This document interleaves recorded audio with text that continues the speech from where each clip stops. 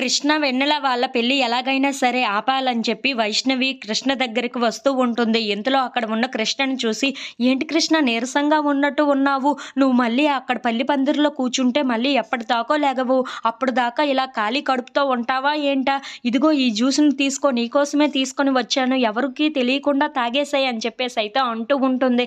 ఆ మాటలు వినగానే అక్కడ ఉన్న కృష్ణ అయితే చాలా సంతోషిస్తూ ఉంటాడు. ఇంతలో అక్కడ ఉన్న వైష్ణవి మాత్రం మత్తుమందు కలిపిన జ్యూస్‌నైతే కృష్ణకు ఇస్తూ ఉంటుంది. ఇంతలో ఆ విషయం తెలియక అక్కడ ఉన్న కృష్ణ అయితే చాలా థ్యాంక్స్ వైష్ణవి అని చెప్పేసి అయితే ఆ జ్యూస్‌ని తీసుకొని తాగుతూ ఉంటాడు. ఇంతలో అజయ్ అక్కడికి వస్తూ ఉంటాడు. అది చూడగానే అక్కడ ఉన్న అజయ్ మాత్రం, "ఏంటి కృష్ణ ఇక్కడ ఏం చేస్తున్నావు నువ్వు? అక్కడ అంతా రెడీ అయిపోయింది" అని చెప్పేసి అయితే అంటూ ఉంటాడు. ఇంతలో అక్కడ ఉన్న వైష్ణవిని చూసి, "నువ్వేంటి వైష్ణవి ఇక్కడ ఉన్నావు? అక్కడ వెన్నెలని రెడీ చేయాలి కదా వేరంగా. నువ్వు అక్కడికి వెళ్ళు" అని చెప్పేసి అయితే వైష్ణవికి అంటూ ఉంటాడు. ఆ మాటలు వినగానే అక్కడ ఉన్న వైష్ణవి అయితే, "సరే మావయ్య నేను అక్కడికే బయలుదేరుతున్నాను" అని చెప్పేసి అయితే అక్కడి నుండి వెళ్ళిపోతూ ఉంటుంది. ఇంతలో అక్కడ ఉన్న కృష్ణ వైష్ణవి తెచ్చిన జ్యూస్‌ని అయితే తాగుతూ ఉంటాడు.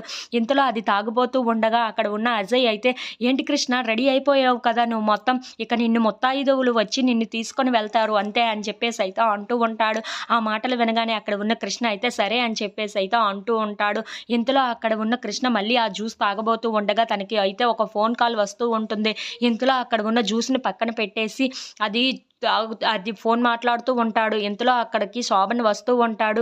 "ఏంటి కృష్ణ ఏం చేస్తున్నావు?" అని చెప్పేసి అయితే శోభన్ కృష్ణని అడుగుతూ ఉంటాడు. ఆ మాటలు వినగానే అక్కడ ఉన్న కృష్ణ అయితే, "ఇదిగో ఈ జ్యూస్ తాగుతున్నాను" అని చెప్పేసి అయితే అంటూ ఉంటాడు.